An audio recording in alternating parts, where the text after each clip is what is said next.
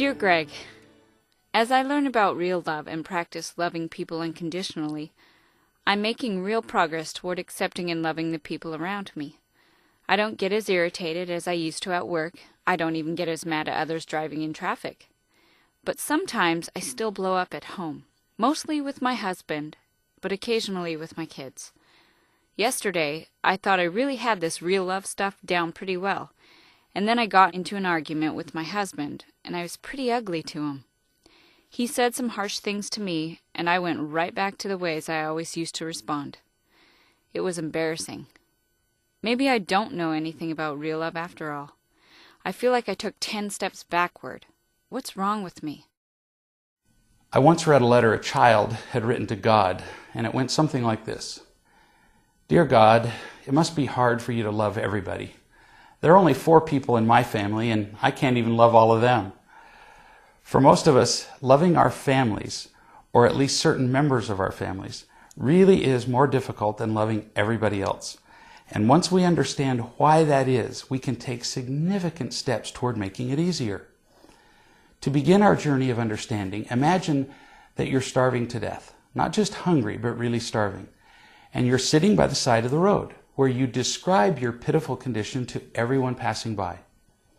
Some of the people walking in the road are carrying bags of food, and they appear to be quite well fed. It's only natural that you would develop considerable expectations that these people would help you. After all, they have plenty of what you need. So when they all refuse, you become quite disappointed. Some of the people are even close friends who have promised you in the past that if you were ever in need, you could count on them to rush to your aid. When they refuse to help you, you become especially disappointed, frustrated, and even angry. When we don't have sufficient real love in our lives, we really do feel as though we're starving to death. And we have enormous expectations that the people around us will come to our aid. After all, when it's obvious that we're suffering, how could anyone with any compassion at all refuse to help us? With members of our family, we feel these expectations with much greater intensity, because with family members, we believe there is an implied contract that everyone will help anyone who is in need. In the case of a marriage, it's actually a literal contract in writing, not just an implied one. Of all people, how could our family ignore our deepest needs? So, the expectations we have of our family are huge. And then, when they fail to give us what we need, or much worse, and just as common, they actually take from us, or inconvenience us, or treat us badly. That is more than we can tolerate. We feel not just disappointed, but betrayed. And it's very, very difficult to feel loving towards someone we feel has betrayed us. It's all about expectations.